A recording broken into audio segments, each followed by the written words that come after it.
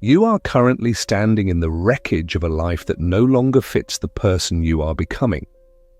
You feel it in the quiet hours of the morning, a friction, a subtle grinding of gears, a sense that the person you present to the world is a costume that has grown too tight.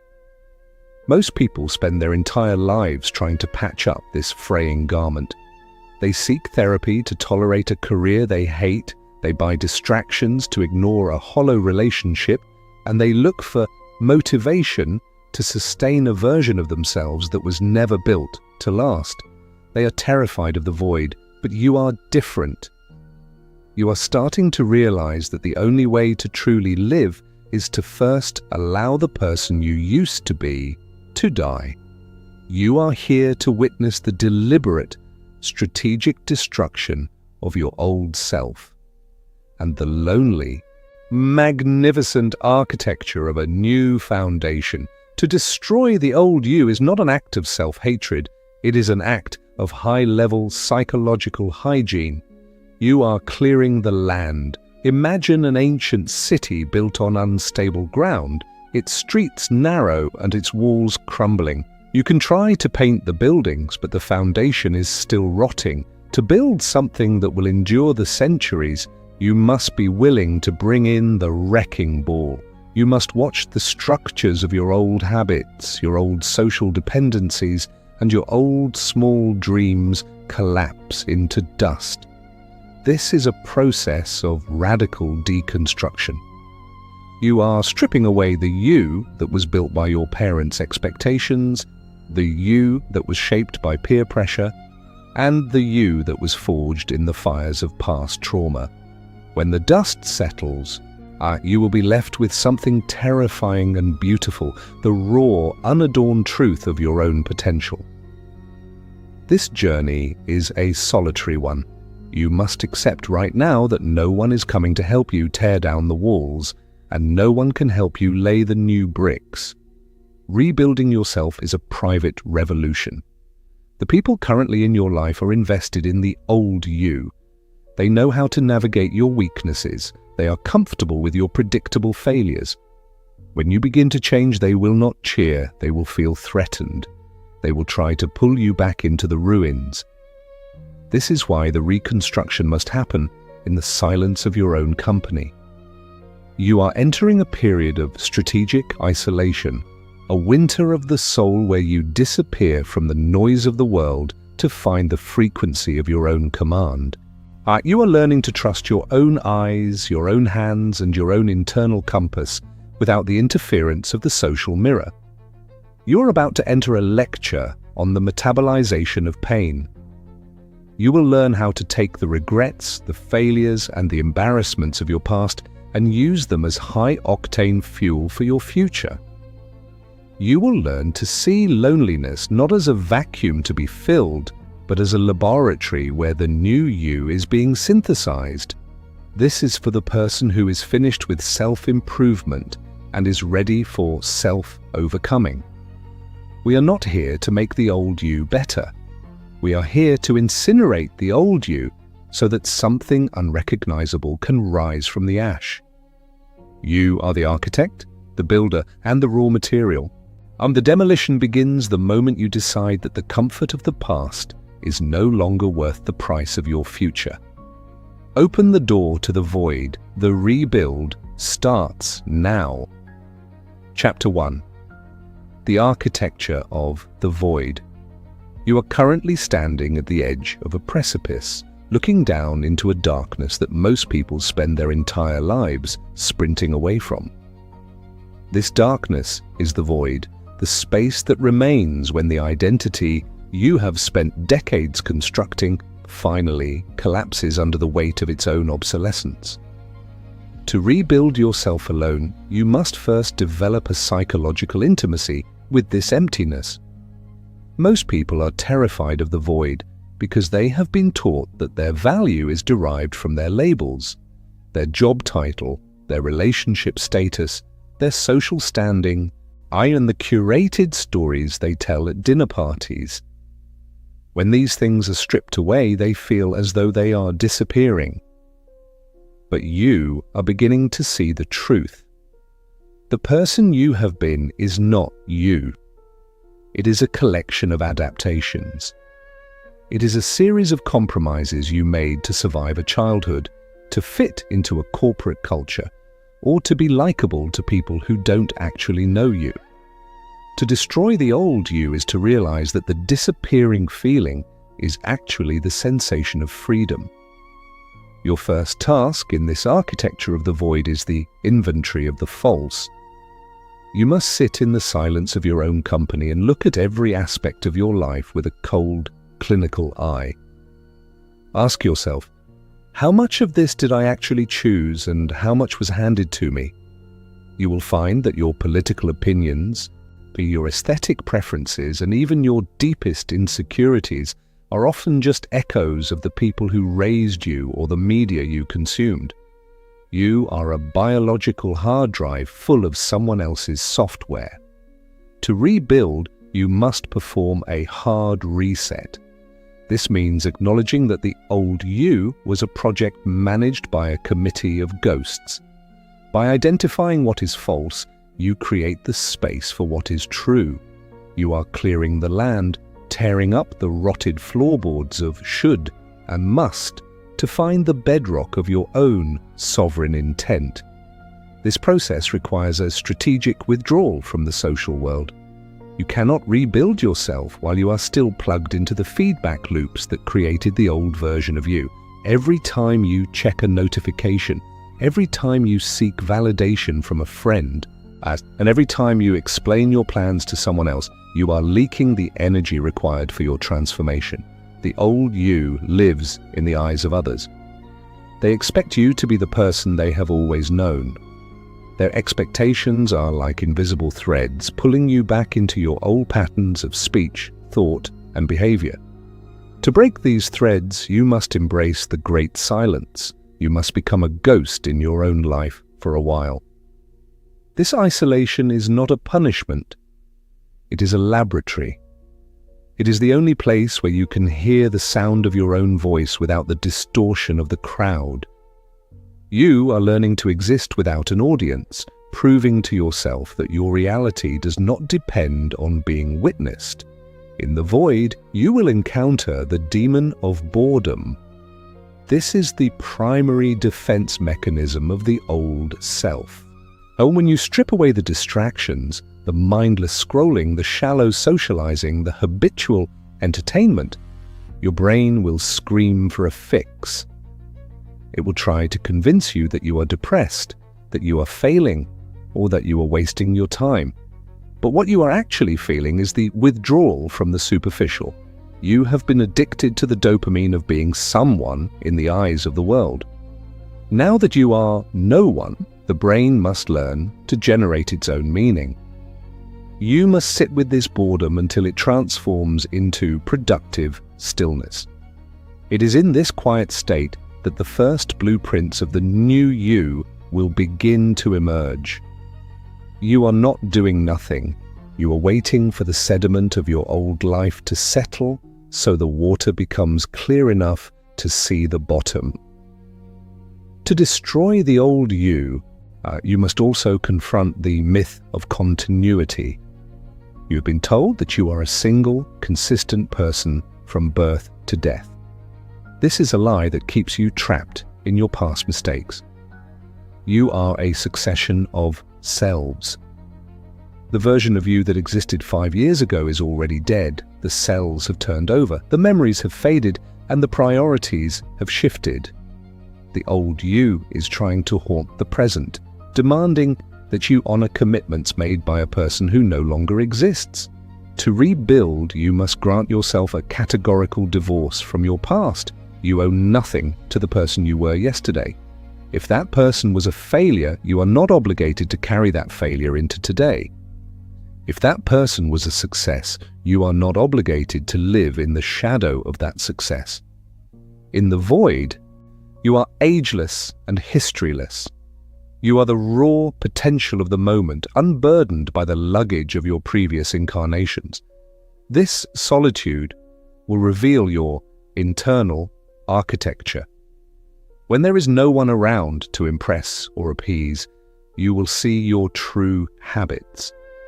Do you keep your space clean when no one is coming over? Do you maintain your discipline when there is no one to judge your lapse? Do you tell yourself the truth when a lie would be more comfortable? These are the load-bearing walls of your character. The old you was a performance. The new you is a practice.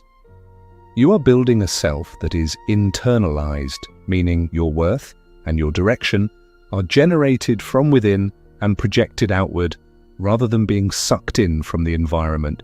This makes you unshakable. A person built in the void cannot be destroyed by the world because the world didn't help build them. You are becoming your own foundation, your own architect, and your own final authority. However, you must be careful not to rush the rebuilding. The temptation to immediately be someone else is just another form of the old self's desperation. You might want to jump into a new career, a new city, or a new relationship just to fill the emptiness. Resist this. The void is where you develop tension strength. You must learn to hold the space of being undefined. This is the state of the blank canvas. If you rush to paint, you will likely just paint a slightly modified version of the old picture. Stay in the emptiness until you are no longer afraid of it. And stay there until you can look at the nothingness and feel a sense of profound power rather than panic. You are waiting for the organic impulse, the moment when the new self begins to grow, not out of a desire to fix the old, but out of a surplus of new, focused energy. Rebuilding yourself alone means you are the only one who knows the code. You are creating a private language of values and goals that belongs only to you. You are deciding what success looks like when no one is watching. Is it the mastery of a difficult skill? Is it the absolute control over your physical impulses? Is it the ability to maintain a calm mind in the midst of total uncertainty? By defining these for yourself, you eliminate the power of the world to manipulate you. You are no longer buyable because you don't value the currency of the masses. And you are building a fortress of the self, where the walls are made of your own verified truths and the gates are guarded by your own disciplined attention. As you navigate this first chapter of your reconstruction, practice the day of the unknown. For 24 hours, do not use your name, do not speak of your past, and do not check your social media. Move through the world as a nameless observer. See how it feels to have no identity to protect. You will find that it is light. You will find that without the old you to defend, you have an enormous amount of energy available for observation and action. This is the lightness of the void. It is the starting point for every great human achievement. You have cleared the wreckage. The ground is bare. The air is cold and clean. You are alone, and for the first time in your life, but you are truly ready to begin. Gemini said, Chapter 2, The Cremation of Social Dependency. To rebuild yourself alone, you must face the most painful fire of all, the cremation of your need for others to validate your existence. You have been socialized to believe that identity is a group project. From your first steps, you were looking at the faces of your parents to see if you were doing it right. In school, you looked at your peers to see if you were cool. In your career, you looked at your superiors to see if you were successful. This is social dependency, a psychological umbilical cord that keeps you tethered to the collective ego. To destroy the old you must sever this cord with a cold, sharp blade. You must realize that as long as you need someone else to agree with your value, you are not a sovereign individual, or you are a satellite orbiting someone else's gravity. The old you is a creature of consensus. It survives by mirroring the expectations of its environment. When you are with your family, you become the son or daughter they recognize. When you are with your friends, you become the reliable one or the funny one. This fragmentation of the self is a form of psychic exhaustion. You are constantly recalibrating your personality to fit the room. To rebuild, you must become socially opaque. You must reach a state where your internal reality is so dense and so well defined that it does not change based on who is standing in front of you. You are moving from a state of reaction to a state of projection. This requires you to walk through a period of profound social friction. When you stop playing your assigned role, or the people around you will feel a vacuum. They will try to guilt you, shame you, or fix you back into your previous shape. You must watch these attempts with the detached eye of a scientist observing a chemical reaction. Their discomfort is not your responsibility. It is the evidence that your old self is finally burning. Consider the currency of approval. Most of your life's energy has been spent earning this currency. You have modified your speech, suppressed your true ambitions, and tolerated disrespect, all to keep your approval balance high. But what can you actually buy with this currency? You can buy a temporary sense of safety, a shallow belonging, and the permission to remain mediocre. To rebuild yourself alone, you must declare social bankruptcy. You must decide that you no longer care about your credit score in the eyes of the masses. When you stop seeking approval, you gain something far more valuable: objective power. When you don't need anything from anyone, not their praise, not their agreement, and not their permission, you are the most dangerous person in the room. You can speak the truth because you have nothing to lose. You can walk away from a toxic deal because you are not afraid of the silence that follows. This cremation of dependency requires you to master the art of being disliked. This is the ultimate test of the new self. To the old you, being disliked felt like a threat to survival. To the new you, being disliked is a strategic filter. It tells you exactly who is threatened by your growth and who is incompatible with your new frequency. You must learn to sit with the knowledge that people are talking about you, judging you, and misunderstanding you, and you must feel absolutely nothing. You are building a psychological skin that is thick enough to withstand the acid of public opinion. If you can be swayed by a compliment, you can be destroyed by a critique. Therefore, you must become indifferent to both. You are the only judge in your courtroom. You are the only one who knows the why behind your actions. By withdrawing your energy from the social mirror, you consolidate it within your own intent. In the silence of your rebuilding, you will encounter the ghost of loneliness. Most people flee this ghost by seeking company. Any company, no matter how shallow or draining. They use other people as a drug to numb the pain of their own company. You, however, must embrace solitude as a spiritual forge. Loneliness is the feeling that you are missing something. Solitude is the realization that you are complete by yourself. To rebuild alone, you must fall in love with your own mind.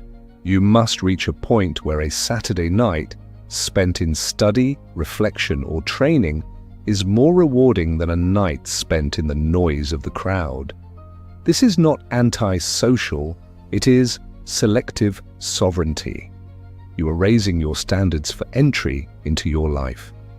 You realize that most social interaction is a race to the bottom, a competition to see who can be the most distracted, the most offended, or the most average. By removing yourself from this race, you give yourself the luxury of the high ground. Furthermore, you must look at your digital dependencies. The old you is perpetually plugged into the global hive mind. You are constantly consuming the thoughts, the outrages, and the lifestyles of millions of strangers. This creates a mental congestion that makes it impossible to think for yourself. Your brain is filled with the spam of the collective. Part of destroying the old you is a digital exorcism. You must clear your feeds, silence your notifications, and step back from the performative nature of social media. You are no longer posting your life for validation. You are living your life for results. You find that when you stop performing, you start observing. You see the world as it is, and not as it is filtered through an algorithm. You gain information sovereignty. You choose what enters your mind, and you guard your attention like the precious resource it is. The cremation of social dependency also means the end of comparison. The old you was always looking left and right to see how you were measuring up. This is a losing game because there is always someone with more money, a better body, or a more curated life. To rebuild alone is to realize that the only valid comparison is between the you of today and the you of yesterday. You are playing a single-player game. When you stop comparing yourself to others, the anxiety of status vanishes. You are free to pursue the path that is actually right for you, even if it looks like failure to the outside world. But you are building a private excellence that doesn't need a trophy or a headline to be real. You know the weight of the work you have done in the dark, and that is enough. As you conclude this stage of your destruction, you must perform the social audit. Look at the people in your life and ask, does this person recognize the new me, or are they an anchor for the old me? Some people are relics of the ruins. They only know how to interact with the version of you that was weak, dependent, or distracted.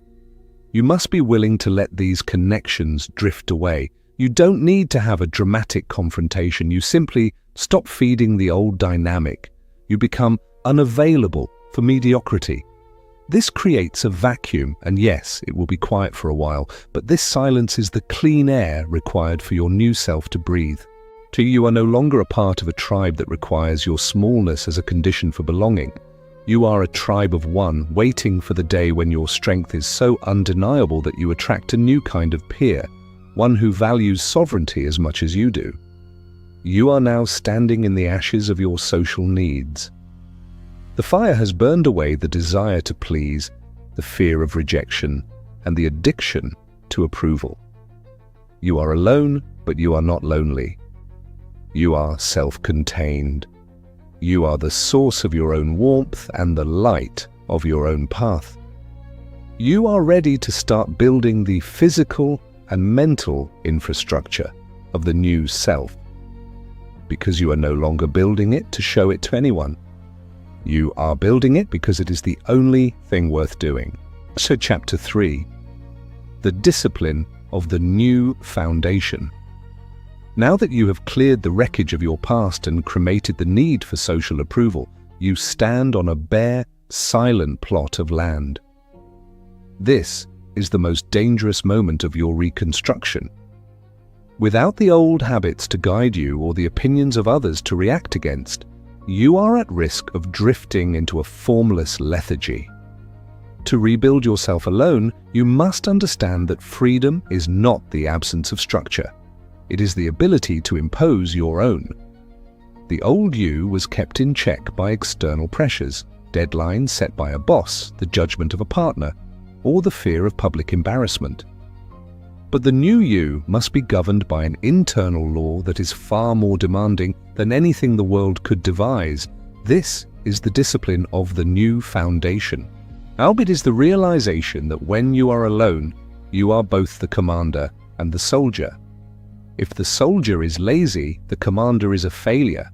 If the commander is indecisive, the soldier is lost. Your first brick in this foundation is the sanctity of the routine. In the void, time can become a blurred, recursive loop. Without a structure, your mind will naturally revert to the path of least resistance, the old comforts, the old escapes, the old procrastinations. To prevent this, you must design a daily protocol that is non-negotiable. This is not a to-do list. It is a constitutional mandate. You must decide what time you rise, what fuel you put into your body, and how you train your mind and muscles, and you must execute these tasks with a surgical indifference to how you feel in the moment. The old you operated on the myth of motivation, waiting for a spark of inspiration to act. The new you operates on the reality of momentum. You act because it is the law you have written for yourself. By performing these small, disciplined acts in total isolation, you are proving to yourself that your word is law. You are building self-trust, the only currency that matters in the reconstruction. Consider the physicality of the self. You cannot rebuild a soaring mind on a collapsing physical frame. The old you likely treated your body as a secondary concern, a vehicle to be fueled with convenience and neglected in favor of digital distractions. To rebuild, you must see your physical state as the hardened shell of your new identity. When you push your body to the point of discomfort through intense labor, cold exposure, or disciplined fasting, you are not just building muscle or burning fat. You are conditioning the will. You are teaching your nervous system that mind is the master of matter. In the silence of a solitary workout, when your lungs are burning and your brain is screaming for you to stop, you have a direct conversation with your old self. Every extra rep, every extra mile is a nail in the coffin of the person who used to quit when things got difficult. You are forging a body that reflects the uncompromising nature of your new spirit. Furthermore, you must master the metabolism of information. Just as you are disciplined with your body, you must be ruthless with what you allow into your mind. The old you was a passive consumer, a bucket into which the world poured its anxieties, its gossip, and its trivialities. To rebuild alone, so you must become an intellectual predator. You seek out information that has utility, philosophies that strengthen your resolve, technical skills that increase your leverage, and histories of those who have walked this lonely path before you. You stop reading and start studying. You realize that your attention is a finite resource, and every minute spent on the trending page is a minute stolen from your own architecture. You cultivate a private library of the mind, a collection of principles that act as the structural steel for your new personality. You are no longer looking for entertainment, you are looking for equipment. This discipline requires you to confront the lie of perfection. Many people fail to rebuild because they expect the process to be a clean, upward trajectory. They have one bad day, or one lapse in discipline, and the old you rushes back in to whisper that the entire project is a failure. You must see these lapses not as collapses, but as stress tests. When you fail to meet your own standard, you do not indulge in the luxury of guilt. Guilt is just another form of self-centered drama. Instead, you perform a technical review. Why did the discipline fail? Was it a lack of preparation, an old trigger? You fix the flaw and you return to the protocol immediately. The new you is not perfect. The new you is resilient. You are building a structure that can sway in the wind without breaking. You value the return to center more than the state of perfection. To rebuild alone, you must also develop financial sovereignty. The old you was likely a slave to a paycheck or a consumer of status symbols. Nor must you work to buy things you didn't need to impress people you didn't like. This creates a dependency loop that makes you easy to control. Part of your new foundation is the minimalist strike force. You strip away the unnecessary expenses and the debt that ties you to the ruins of your old life. You realize that wealth is not the ability to spend. It is the ability to say no to a situation that compromises your integrity. By lowering your cost of existence while increasing your value, you gain exit velocity. You can afford to be alone. you can afford to pursue the path of mastery without the desperate need for immediate financial validation. You are building a war chest that funds your freedom, not your vanity. In this stage, you will encounter the solitude of the work. When you are building something truly great, a new character, a new skill, a new business, there will be long stretches where there are no results to show. No one is cheering for you. No one is noticing the changes. This is the winter of the foundation. You must learn to work for the sake of the work itself. You must find a deep, quiet satisfaction in the precision of your own effort. You are like a stonemason working on a cathedral that will not be finished for 100 years. You take pride in the joinery, even if no one will ever see it. This internal validation is the ultimate form of power.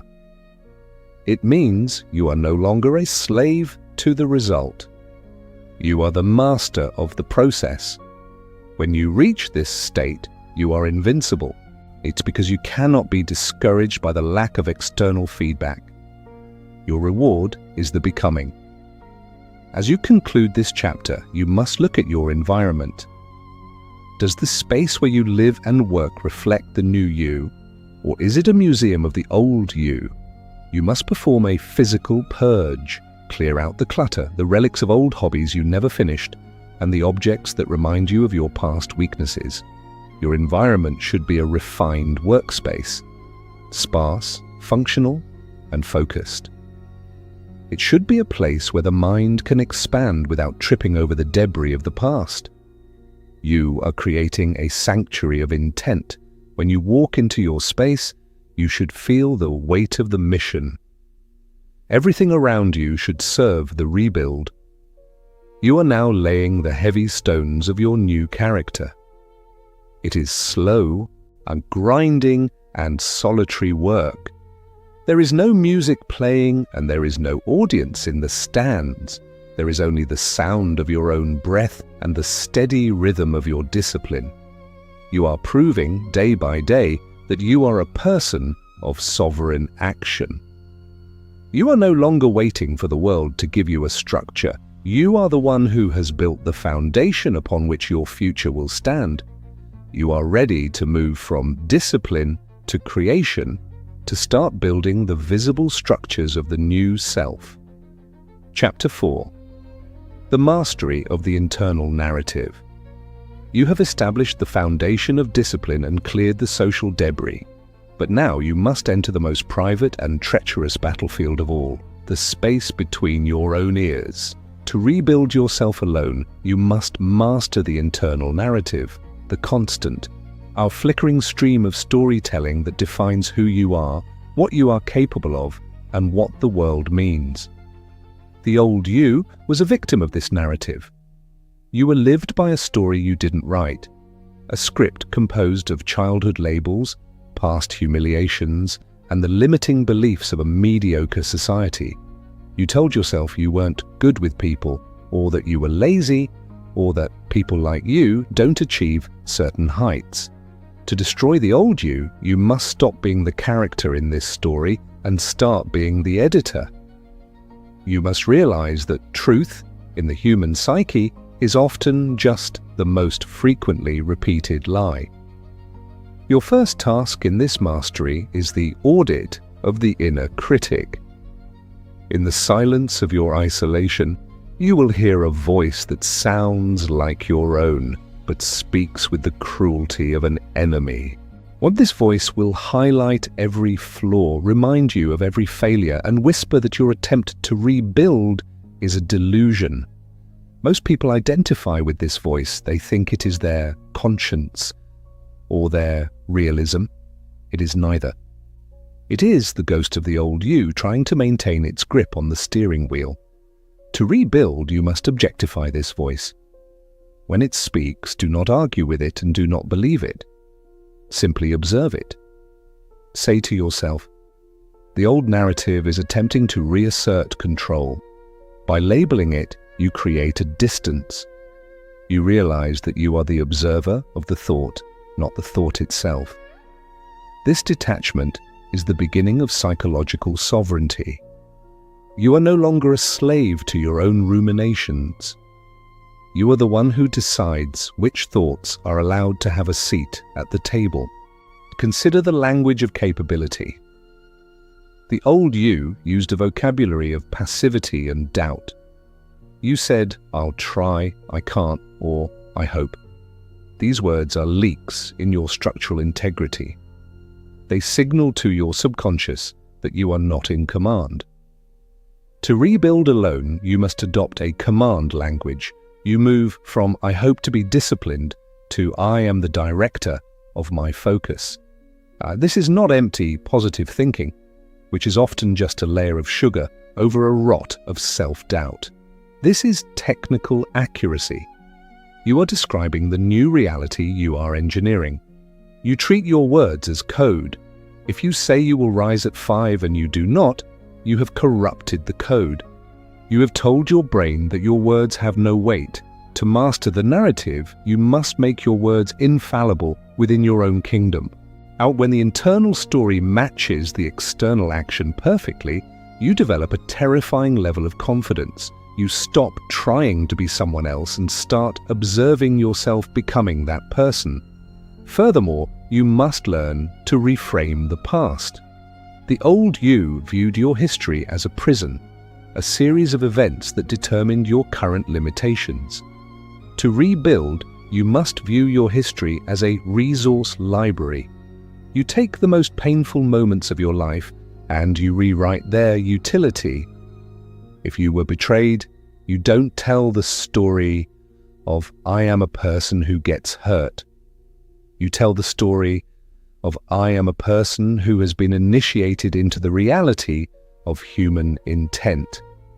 If you failed a venture, you don't say "I am a failure." Do you say "I have completed a high-cost education in what does not work"? You are the chief meaning officer of your own life. Nothing that happened to you has any inherent meaning until you assign it one. By choosing a narrative of hardening and preparation, you turn your scars into armor. You realize that your past was not a weight holding you back, but a series of stress tests designed to prepare the new you for the weight of your future. This mastery requires you to confront the addiction to melancholy. There is a seductive comfort in a sad story. The old you likely enjoyed the drama of your own struggles, the sense that you were a tragic figure misunderstood by the world. This narrative allows you to stay small because tragedy excuses a lack of results. To rebuild alone, you must kill the poet of your own misery.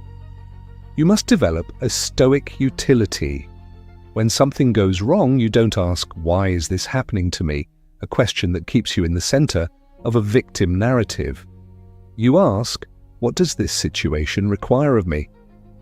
By shifting from why to what, you move from the world of feeling to the world of action. You stop being the star of a tragedy and start being the engineer of a solution. You realize that the world does not care about your story. It only responds to your force. To rebuild yourself alone, you must also cultivate strategic arrogance.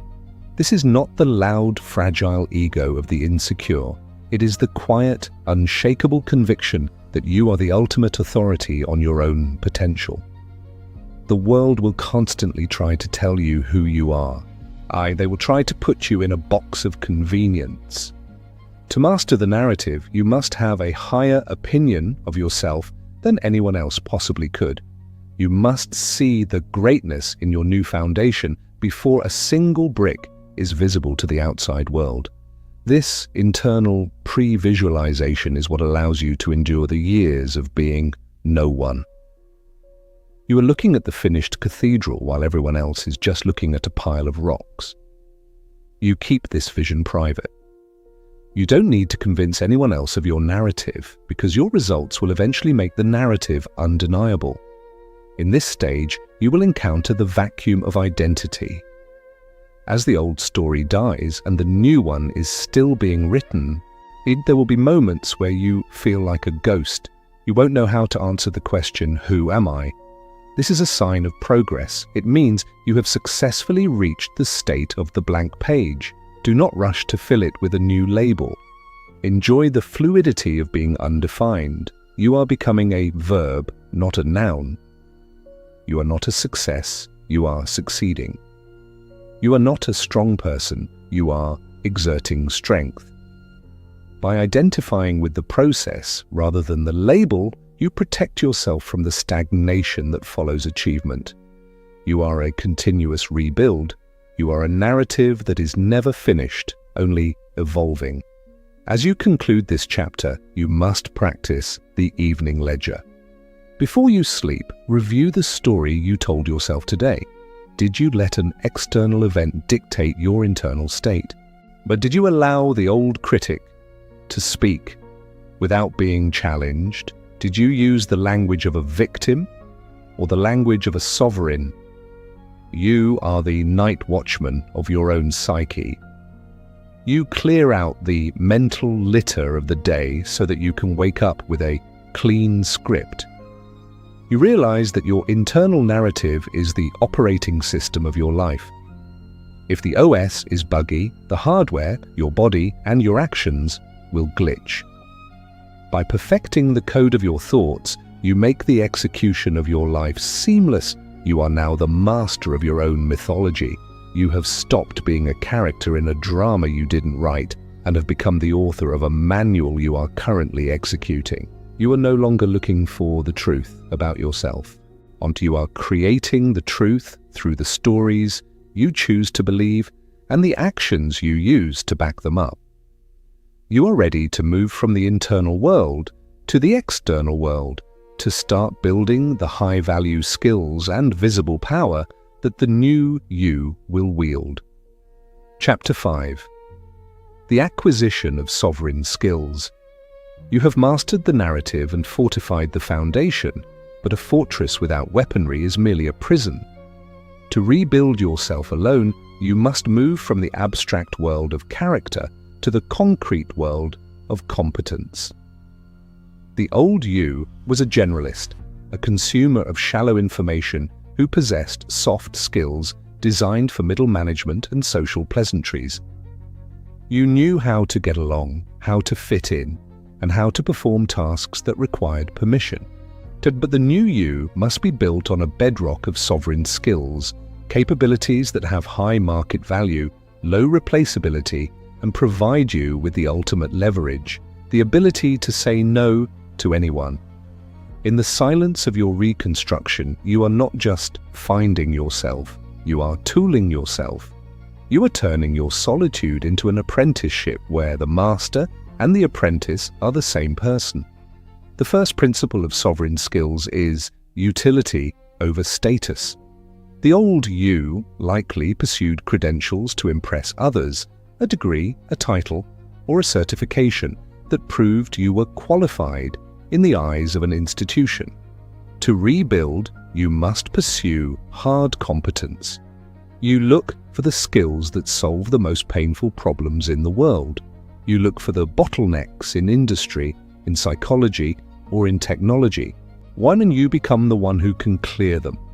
When you possess a skill that the world desperately needs, you are no longer a beggar in the job market. You are a point of origin. You don't ask for a seat at the table, you are the table. This requires a brutal intellectual honesty. You must ask yourself, if I was stripped of my titles and my network tomorrow, what could I actually do that someone would pay a premium for? If the answer is not much, then your reconstruction is still an illusion. You must spend your solitary hours in the deep work of skill acquisition, moving past the knowing about a subject and into the mastery of the craft. Consider the autodidact's edge. Most people wait to be taught. They wait for a syllabus, a teacher, and a grade. This is passive learning, and it is a remnant of the old dependent you. To rebuild alone, you must become an aggressive learner. You must develop the ability to deconstruct any complex subject, find the first principles, and build your understanding from the ground up. You realize that in the age of infinite information, the only barrier to mastery is attention. While others are using their solitude to numb themselves with entertainment, you are using yours to decode the world. You are learning the language of leverage, be it the logic of code, the mechanics of high-stakes negotiation, the psychology of influence, or the mathematics of finance. These are not hobbies, they are weapons of independence. By acquiring them alone, without a teacher to hold your hand, you are also developing the skill of learning itself. You are proving that you are a self-correcting system that can adapt to any environment. Furthermore, you must master the skill of emotional regulation under pressure. This is perhaps the most sovereign skill of all. The old you was easily rattled by a market crash, a harsh critique, or a sudden setback. Your emotions dictated your actions. To rebuild, you must train your nervous system to remain cold while the world is hot. You do this through voluntary hardship. When you push yourself to the limits of physical exhaustion or mental frustration in your private training, you are practicing the gap between stimulus and response. You are learning to see fear as a biological signal rather than an emotional command. When you can maintain your technical precision while your body is screaming for you to quit, you have acquired a skill that cannot be taught in a classroom. This equanimity makes you an elite operator in any field. While others are making fear-based decisions, you are making fact-based decisions. This clarity is a superpower that creates an invisible hierarchy where you are always at the top. To rebuild yourself alone, you must also cultivate financial literacy as a defensive art. The old you viewed money as a means of consumption. You saw a paycheck and you saw things. To the new you, money is stored time and energy. It is the fuel for your sovereignty. You must learn the mechanics of how value is created, preserved, and multiplied. More do you stop being a user of the financial system and start being a strategist. You learn the rules of the game: taxation, investment, compounding, and risk management. This knowledge is a shield. It prevents you from being manipulated by the anxiety of survival. When you understand the flow of capital, you can position yourself in the path of value. You are no longer working for a boss. You are participating in an economy. This shift in perspective is the difference between a slave and a freeman. You are building a war chest that allows you to walk away from any situation that threatens your new foundation. In this stage, you will encounter the valley of frustration. When you are learning a new difficult skill alone, there will be weeks or months where you feel incompetent. There is no one to tell you that you are doing great. There is no participation trophy. The old you would have quit during this phase, seeking the comfort of something you are already good at. But the new you understands that frustration is the sensation of growth. It is the sound of your old brain being rewired. You must lean into the discomfort of incompetence. You must embrace the repetitive grind of the basics. You realize that mastery is simply the boredom of the fundamentals executed with perfect precision. By staying in the valley longer than anyone else is willing to, you emerge with a moat of competence that no one can cross. You are building a monopoly of one. Furthermore, you must develop the skill of strategic silence. The old you felt the need to tell everyone about your new projects and your new skills. You wanted the dopamine of recognition before you had even done the work. To rebuild alone, you must practice radical privacy. You work in the dark, you develop your skills in a vacuum of information.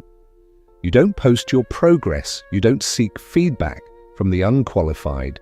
You don't network until you have something of undeniable value to offer. This silence serves two purposes. It prevents the ego leak that occurs when you talk about your goals, and it creates a mystery of competence. When you finally re-emerge, the world will see the results, not the struggle. They will think you were born with it or that you got lucky. You will let them believe it. And you know that your power is rooted in the thousands of hours of silent toil that they will never understand. As you conclude this chapter, you must perform a skill audit. What are the 3 pillar skills that will define the new you? What are you doing daily to move the needle on these skills by even 1%? You are no longer waiting for an opportunity. You are building the capacity to handle the opportunity when it inevitably arrives. You are turning yourself into a high-utility asset. You realize that the world doesn't care about your self-growth. It only cares about what you can deliver. By becoming a person of obsessive competence, you make yourself necessary. You are no longer a substitute in the game of life. You are the star player who hasn't stepped onto the field yet. And you are now a person of tangible power. You have the discipline, the narrative, and now the tools. You are no longer a dreamer in a room. You are an architect at a drafting table. You are ready to move from preparation to execution, to start testing your new self against the resistance of the world, knowing that you have the internal and external machinery to prevail. Chapter 6. The ethics of the rebuilt soul. You have sharpened your skills, fortified your mind, and constructed a foundation of iron discipline. But as the new you begins to take shape, you must confront a question that the old you was too distracted to ask. What do you stand for when there is no one left to please? To rebuild yourself alone is to enter a moral vacuum where the traditional rewards of social approval, the gold stars, the pats on the back, and the nods of collective agreement, have been incinerated. In this space, you are the only witness to your own character. Most people are good because they are afraid of getting caught, or they are kind because they want to be liked. This is a fragile external morality. To be truly rebuilt, you must develop an internal code of ethics that is as uncompromising as your daily routine. You are moving from a morality of compliance to a morality of integrity. The first pillar of your rebuilt ethics is the sovereignty of the truth. The old you was a master of the social lie. You omitted truths to avoid conflict. You exaggerated your successes to gain status, and you lied to yourself to numb the pain of your stagnation. This created a psychic fragmentation. A part of you always knew you were a fraud. To rebuild, you must adopt a policy of brutal internal accuracy. You stop lying to yourself about your progress, your motives, and your flaws. You realize that a single lie in the foundation of your new self is a structural weakness that will cause a collapse under pressure. When you are alone, you must speak the truth to your own reflection until it stings. This honesty creates a density of character. When you finally re-emerge into the world, people will sense that your words have a weight they cannot explain. They are sensing a person whose internal reality is perfectly aligned with their external expression. You are no longer performing the truth, you are the truth. Consider the ethics of utility. In your reconstruction, you must view your energy, your time, and your skills as sacred resources. To waste them on the trivial, the petty, or the destructive is not just a mistake, it is a moral failure. You develop a deep reverence for your own potential. The old you would kill time because you didn't value the life that time composed. The new you sees every hour as a block of marble to be carved. Your ethics are defined by what you produce rather than what you feel. You ask, does this action increase my capacity to influence the world for the better, or does it merely satisfy a temporary impulse? By shifting your focus to utility, you eliminate the indulgence of drama. You stop arguing with people who don't matter and stop worrying about events you can't control. You realize that your primary ethical duty is to become the most effective version of yourself possible. A weak person cannot be truly good. They can only be harmless. Real morality requires the strength to act. Furthermore, you must master the art of dispassionate compassion. As you grow stronger and more independent, you will look back at the old you and the millions of people still trapped in that state of dependency. You will feel a pull toward pity. You must resist this. Pity is a form of condescension. It assumes the other person is incapable of the struggle you have endured. To rebuild yourself alone is to recognize the dignity of the fire. You realize that the suffering of others is often the raw material for their own potential reconstruction. You do not try to save people from the consequences of their own choices. Instead, you offer the example of the rebuilt. You become a living proof of what is possible. Your ethics are not about helping people stay small. They are about challenging them to grow large. You are kind, but you are not nice.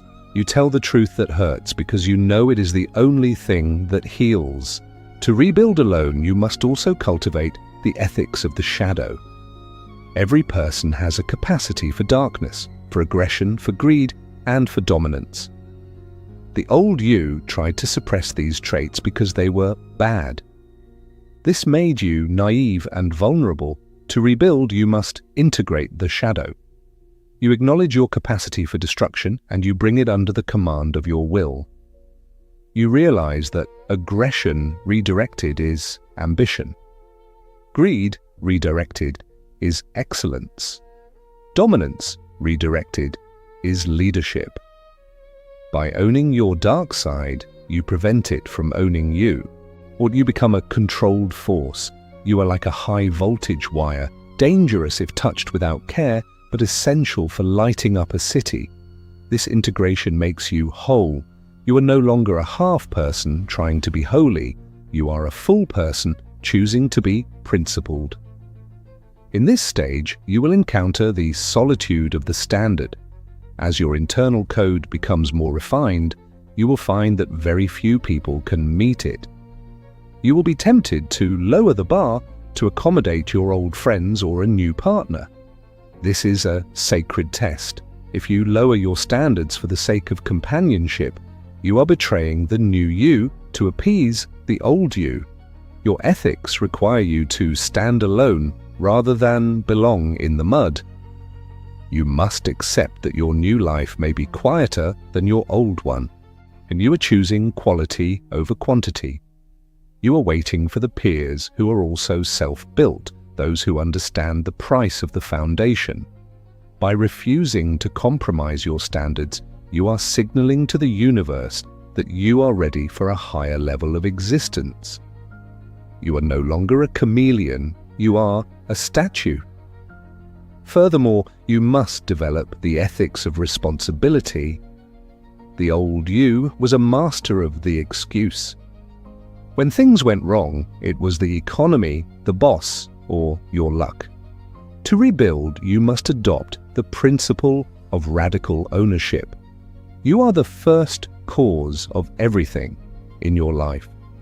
If you are disrespected, it is because you have taught people how to treat you. If you are stagnant, it is because you have prioritized comfort over growth. But this is a heavy ethics, but it is also the source of your ultimate power. If you are the cause of your problems, you are the only solution.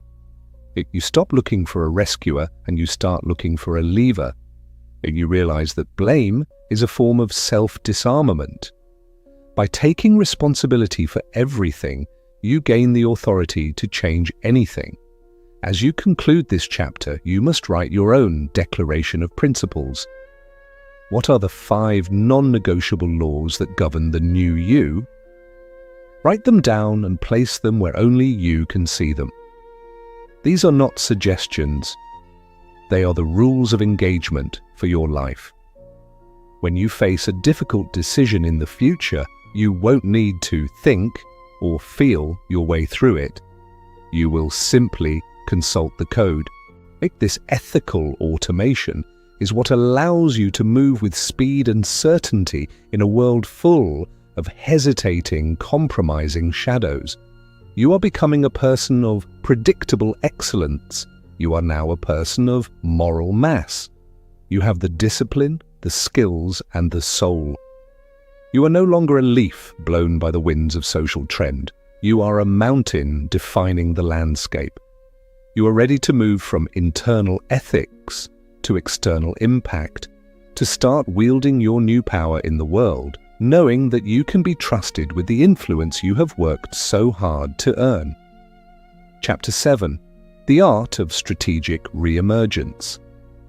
The construction is complete, the dust has settled in the void, the internal code is written in stone, and the weapons of your new competence are sharpened to a razor's edge.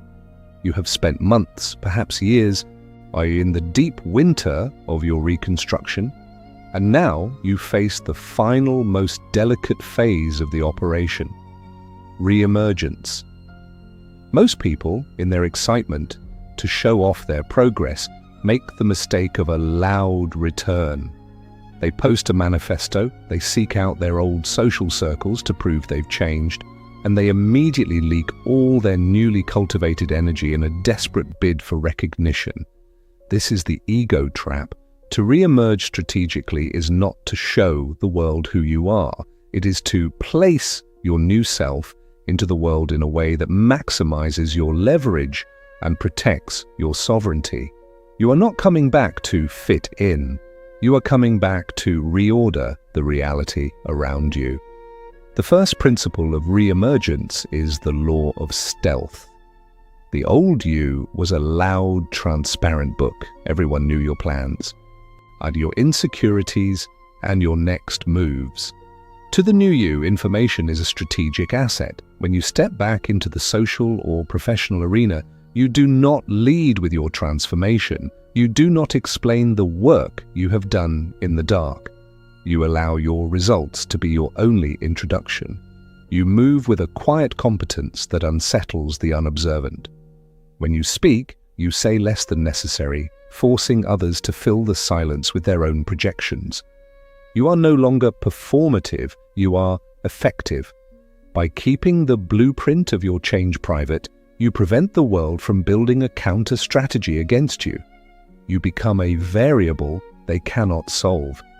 This mystery is the source of your newfound social gravity. People are drawn to what they cannot fully categorize, when they are intimidated by what they cannot predict. Consider the audit of the old network. As you re-emerge, you will feel a gravitational pull toward your past, the friends who knew you when, the family members who still see the child, and the colleagues who remember your old weaknesses. To the old you, these connections were a safety net. To the new you, they are a traction test. You must re-enter these spaces with a cold objectivity. You are looking for compatibility, not comfort. If a relationship requires you to shrink back into your old self to be accepted, you must have the surgical resolve to let it die. You are not ghosting, you are outgrowing. You realize that you cannot plant a great oak in a small pot. By maintaining your new frequency without compromise, you will find that some people naturally fall away, while others, the ones who also value growth, will be inspired to meet you at your new level. You are not looking for a tribe, you are looking for peers. Furthermore, you must master the strategic pivot. Your re-emergence is not just a return to your old life with a new attitude, it is the launch of a new mission. You must use your sovereign skills to reposition yourself in the hierarchy of the world. You look for the high ground, the roles, the ventures, and the environments where your unique combination of discipline and competence has the highest multiplier. You are no longer applying for a job, you are offering a solution. You are no longer dating, you are selecting an ally. This shift in posture from seeker to evaluator is the hallmark of the rebuilt soul. As you realize that your time and your focus are the gold standard of your own economy, You don't spend them, you invest them. If a situation does not offer a return on your integrity and your growth, you walk away without a second thought. Your ability to say no is your greatest protection against the gravity of the mediocre. To re-emerge alone means you carry the void with you. Even in a crowded room, you maintain a private sanctuary in your mind. You are never fully consumed by a social situation or a professional crisis. You remain the observer who can see the geometry of the moment. This detachment is not coldness, it is clarity. It allows you to see the power plays, the hidden incentives, and the emotional contagion of others without being infected by them. What do you move through the world with a ghost-like present enough to influence the outcome, but detached enough to remain unaffected by the result. You realize that the world is just a series of projections, and you are the one who has mastered the projector. This integrated sight makes you an elite navigator. You see the icebergs while everyone else is focused on the music on the deck. In this stage, you will encounter the temptation of the old comforts. The world is designed to make you forget your winter of reconstruction. It will offer you the old distractions, the old easy wins, and the old shallow validations. It will try to seduce you back into a state of comfortable stagnation. You must see these as bait. You must remind yourself daily of the price of the foundation. You didn't burn your old life to become a slightly better version of a consumer. You burned it to become a sovereign creator. You must develop a reverence for the struggle.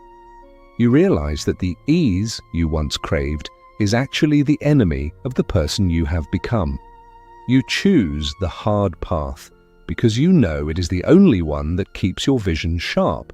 You are a warrior of the mundane, finding the challenge in the everyday to keep your edge from dulling. Furthermore, you must develop the skill of visibility. While you lead with stealth, you must also know how to light the beacon when it serves your mission. This is calculated exposure. You share your work, your insights, and your results only when it attracts the resources or the allies you need for the next level of your build. You don't post for likes, you publish for impact. You are building a reputation of inevitability. When people see your name or your work, they should associate it with precision, reliability, and uncompromising quality. This brand of the self is your greatest asset in the marketplace of the world. It precedes you in every room and stays behind in every conversation. You are not selling yourself. You are signaling your value. As you conclude this chapter, you must perform a mission calibration. What is the first strike of your re-emergence? What is the one move that signals to the world and to yourself that the new you has arrived? It could be the launch of a new venture, the setting of a radical new boundary, or the mastery of a high-stakes challenge. Whatever it is, execute it with a surgical indifference to the outcome. You are not doing it to prove anything to them. You are doing it to verify the machinery of the new you. You are the pilot taking the new aircraft out for its first flight. You are testing the engines, the controls, and the integrity of the frame. You are now a person who is in the world, but not of it. You have the discipline, the skills, the ethics, and now the strategy. You have destroyed the old you and rebuilt yourself alone. And now you are ready to inherit the world that your new self was built to conquer. The void was your womb. The winter was your forge, and the silence was your teacher. Now, the world is your stage. Step onto it with the calm, unblinking eye of the sovereign master. The rebuild is over. The life of choice begins now. Chapter 8: The Alchemy of Failure. You have re-emerged into the world, but do not be deceived. The world will immediately attempt to break the new foundation you have laid. To rebuild yourself alone is to accept that failure is not an accident. It is a mechanical necessity of the growth process. Most people view failure as a stop sign, a signal that they have reached the limit of their talent, or that the universe is telling them to stay in their lane. They treat a lost deal, a rejected proposal, or a public mistake as a stain on their character. But as a rebuilt soul, you must develop a different relationship with the negative. You must learn the art of alchemy, the ability to take the lead of a disastrous situation and transmute it into the gold of a strategic advantage. You are no longer avoidant of failure. You are hungry for the data it provides. The first principle of this alchemy is the loss of the personal. The old you took failure personally. If a project died, you felt like you were dying. This emotional entanglement blinded you to the technical reasons for the collapse. To the new you, a failure is simply a feedback loop. It is the world's way of pointing out a specific flaw in your engineering. When a move fails, you do not indulge in the luxury of self-pity. You perform an autopsy.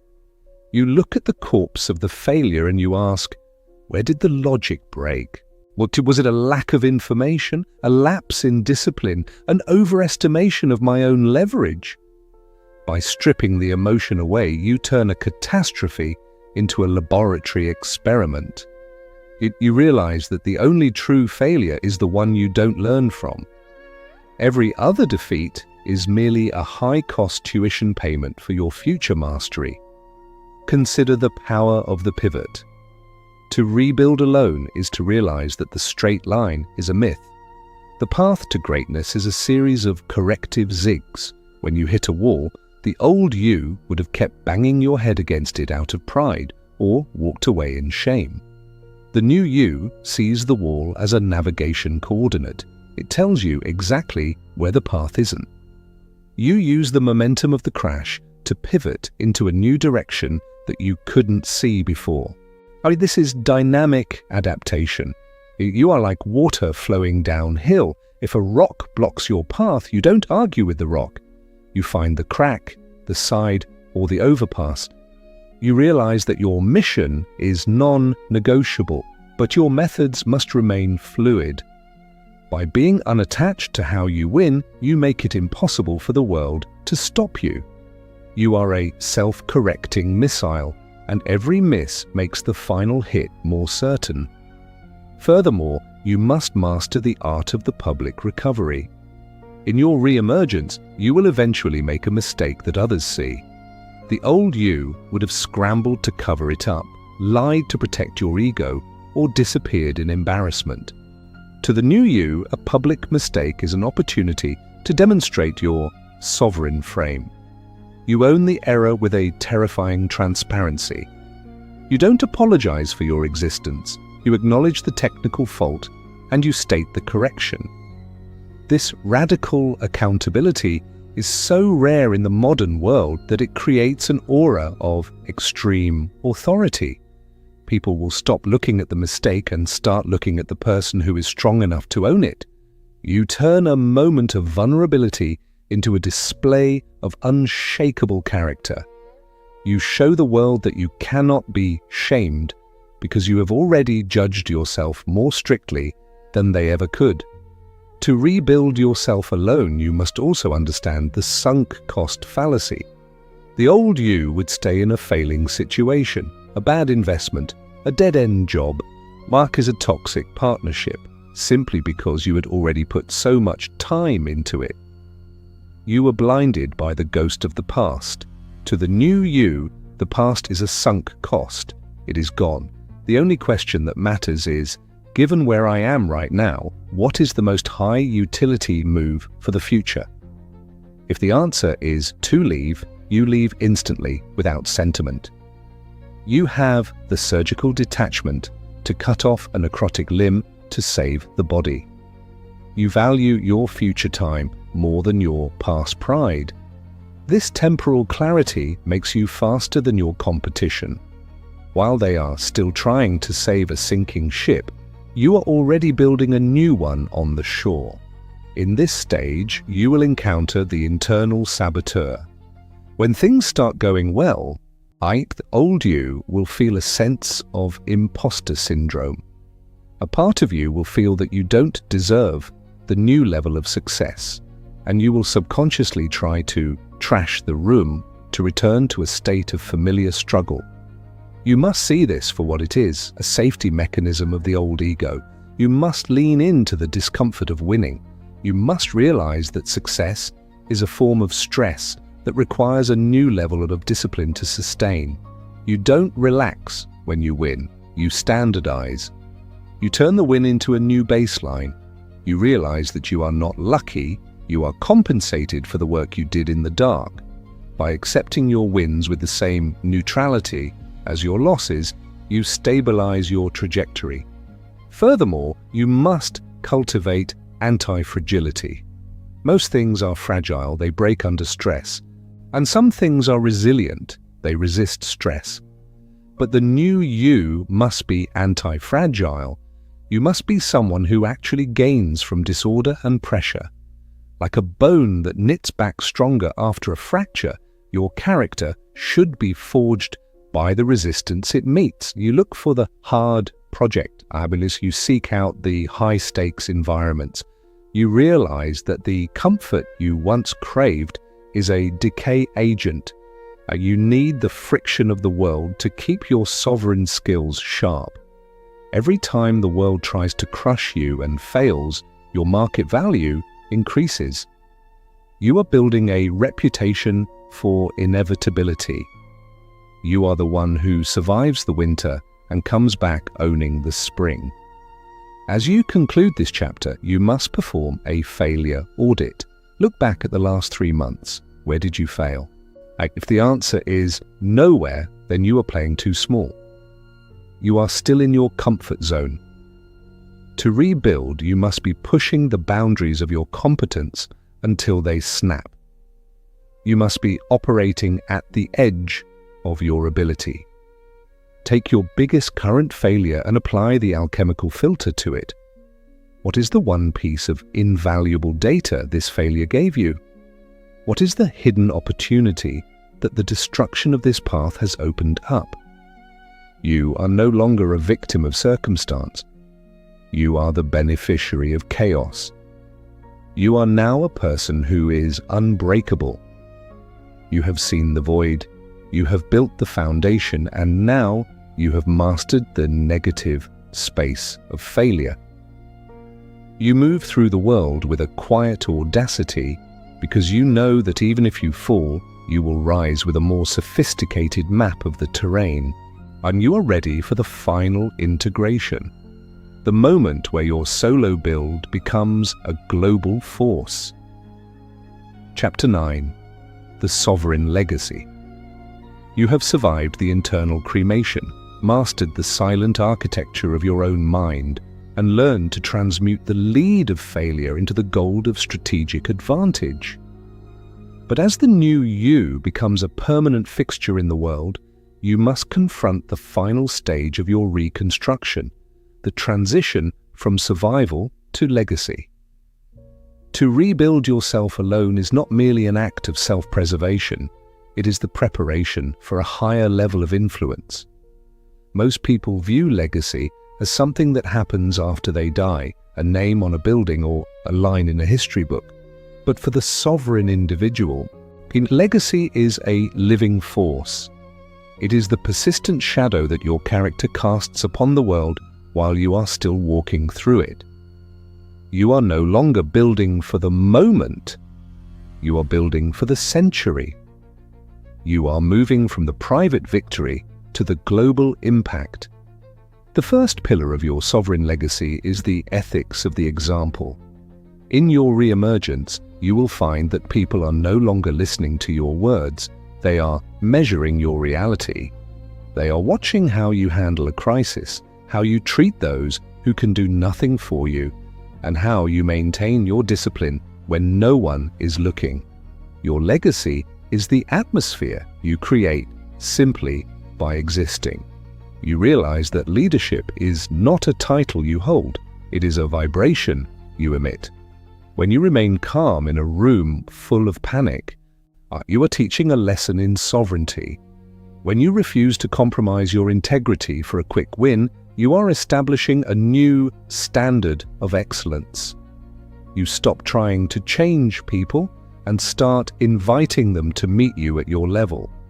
You realize that the most powerful thing you can do for the world is to be undeniably competent and unshakably grounded. You are a living blueprint for what is possible when a human being decides to stop being a victim. Consider the architecture of the infinite. The old you lived in a scarcity mindset, constantly worried about your slice of the pie and your place in the hierarchy. This made you small, reactive, and easily manipulated. To the new you, the world is an infinite resource of opportunity, provided you have the vision to see it, and you stop competing for status and start creating value. You look for the high-impact projects that will outlast your current physical form. You build systems, you write philosophies, you mentor the worthy, and you create structures that solve problems for people you will never meet. This multi-generational thinking is the ultimate strategic advantage.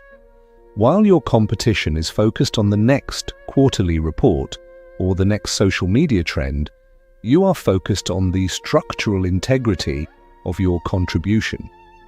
You are planting trees whose shade you know you will never sit in. This detachment from the immediate reward is what makes your influence eternal. Furthermore, you must master the art of the gatekeeper. As your power and your legacy grow, the world will attempt to dilute you, and you will be approached by the distractors, the leeches, and the small-minded who want to hitch their wagon to your momentum. To rebuild alone is to realize that purity is more important than expansion. You must guard the gates of your legacy with a surgical ruthlessness. You only allow the high-frequency individuals, the aligned interests, and the sovereign peers into your inner circle. You realize that a single compromise in your human infrastructure can cause a collapse of the entire project. You are building an elite ecosystem, a space where excellence is the only currency. By being exclusionary, you paradoxically become more influential. You create a gravity that only the most disciplined and the most capable can withstand. You are not lonely, but you are selective. To rebuild yourself alone means you must eventually face the succession of the self. You realize that the new you have worked so hard to build is also a temporary vehicle. You are no longer attached to your ego. You are attached to the mission. You begin to ask, what happens to the truths I have discovered when I am no longer here to speak them? This is the documentation of mastery. You translate your internal codes and your sovereign skills into external wisdom. You become a teacher, not out of a desire for followers, but out of a moral duty to the future. You realize that power that is not shared with the worthy eventually becomes tyranny. By empowering others to become sovereign in their own right, you multiply your legacy. You are no longer a single point of light. Rather, you are the spark that ignites 1,000 fires. Your impact is no longer limited by your time or your body. In this stage, you will encounter the temptation of the monument.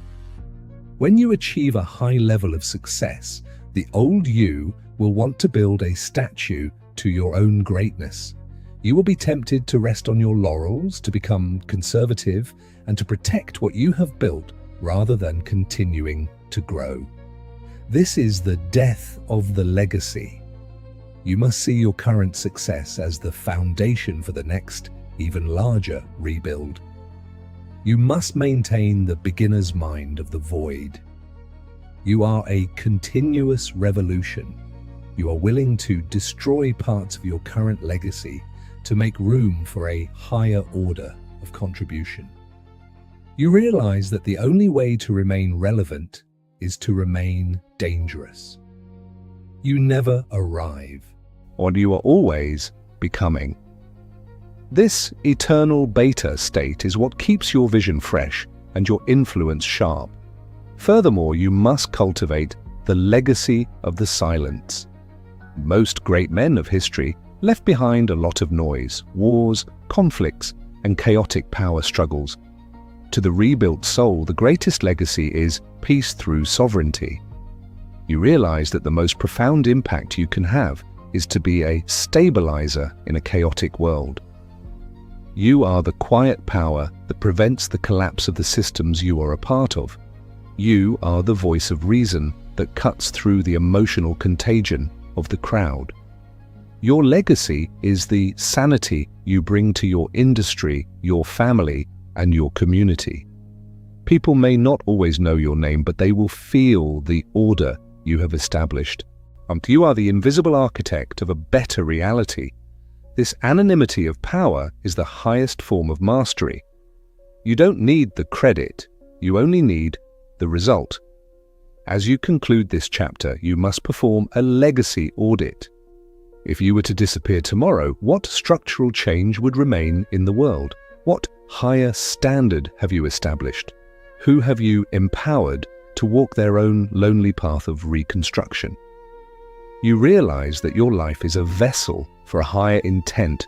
You are no longer working for yourself, you are working for the future. You take the solo build and you turn it into a public service.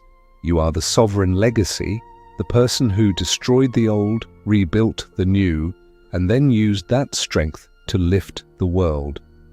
You are now a person of historical mass. You have the discipline, the skills, the ethics, the strategy, and now the purpose. You are no longer a man or a woman trying to get by. You are a force of nature, engineering a new world. You are ready for the final integration, the moment where the sovereign self and the global mission become one, and you truly own the future. Chapter 10. The Sovereign Mastery. You have reached the final convergence. The fire has burned out, the dust of the old self has settled, and the architecture of your new life stands complete. But as you step into this final chapter, you must realize that mastery is not a destination you reach. It is a state of fluid integration. To rebuild yourself alone was the difficult climb up the mountain. Sovereign mastery is the ability to live on the peak without losing your breath. But most people treat self-improvement like a project with a deadline. They want to fix themselves so they can go back to being comfortable. But you have seen too much to ever return to the anesthesia of the average. You have moved beyond the doing and into the being. This final integration is the moment where the observer, the architect, and the action become a single, seamless force. The first mark of sovereign mastery is the dissolution of effort. When you began this journey, every act of discipline was a battle. You had to fight your old impulses, argue with your internal critic, and force yourself into the cold. In the state of mastery, this friction disappears. Your discipline has become your biological nature. You don't try to wake up early, you simply rise. You don't try to be honest, you simply speak. Or you have reached the flow state of character. And this doesn't mean life becomes easy, it means you have become weightless in the face of difficulty. You move through a crisis with the same relaxed precision that a master swordsman moves through a duel. You are no longer managing yourself, you are expressing yourself. This effortless power is hypnotic to the world. People will see you accomplishing in an hour what takes them a week, and they will call it talent. You will know it is simply the result of total internal alignment. Consider the silence of the internal kingdom. In the early chapters, your mind was a battlefield of competing voices, the ghost of the old you, the social mirror, and the new commander. Mastery is the state where the battlefield has become a cathedral. There is a profound, resonant silence at your core. You no longer need to affirm your worth or convince yourself of your power. You have the quiet certainty of a person who has seen their own foundations survive the storm. This silence is your greatest tactical advantage. It allows you to hear the subtle signals of the world that others miss. You see the move before it is made. You feel the shift in the market before the headline drops. You perceive the lie before the words are finished. Because you are no longer making noise inside your own head, you have become a high-resolution receiver for reality. You are the only one in the room who is truly awake. Furthermore, you must master the paradox of the sovereign connection. To rebuild alone was to cultivate a necessary detachment. You had to pull away from the world to find yourself. But mastery requires you to plug back in without being consumed. You can now enjoy the company of others, participate in the social game, and engage in relationships, but you do so as a guest, not as subject. You are in the world, but your roots are in the void you created. If the world praises you, it doesn't inflate you. If the world attacks you, it doesn't diminish you. You have reached emotional absolute zero. This makes you the ultimate anchor for those around you. You can offer genuine warmth and leadership because you don't need anything in return. Your love and your mentorship are gifts of surplus, not trades for validation. You are the source of your own gravity. To reach sovereign mastery is to accept the responsibility of the creator. You realize that the world is a malleable substance, and your will is the die. You stop asking what is going to happen and start asking, what will I cause to happen? You see that most of human history is just a series of unconscious reactions, and you are the conscious exception. You take responsibility for the atmosphere of your environment. You realize that if there is chaos in your business or your family, it is a reflection of a lingering blind spot in your own vision. You treat every external problem as an internal adjustment. This gives you a terrifying level of agency. You are no longer a player on the board, but you are the one who understands the physics of the game. You move the pieces with a gentle ruthlessness, knowing that the highest form of good is the establishment of order and excellence. In this final stage, you encounter the beauty of the mundane. The old you was always looking for the big moment, the grand achievement, the massive windfall, the public glory. Mastery is the realization that the grandeur is in the minute. You find a deep aesthetic satisfaction in the way you brew your coffee, the way you structure a sentence, and the way you hold your posture. You realize that your life is a continuous performance for an audience of one, yourself. You bring the same level of obsessive precision to a private task as you would to a global stage. This micro-mastery ensures that your foundation never cracks. But you are no longer waiting for your life to begin. You are experiencing the fullness of being in every breath. You have turned your existence into a work of art that is being refined in real time. Furthermore, you must cultivate the mastery of the end. To see everything is to recognize that the new you is also a temporary construct. You do not cling to your new identity with the same desperation that the old you clung to yours. You are ready to destroy and rebuild again if the mission requires it. You are a phoenix-minded individual. You realize that growth is a series of deaths. You are not afraid to outgrow your current success, your current city, or your current philosophy. You stay fluid. You are like a river that remains the same river, even though the water is constantly changing.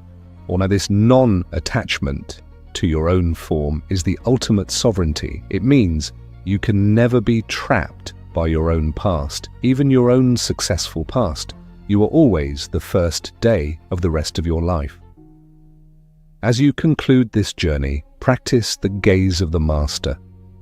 Look at the world as it is, the noise, the panic, the shallow desires and the hidden beauty. See the strings, but don't feel the pull. You have walked through the fire alone, and you have come out with eyes of steel and a heart of gold. You are the sovereign master. You have destroyed the old you, not to become better, but to become real.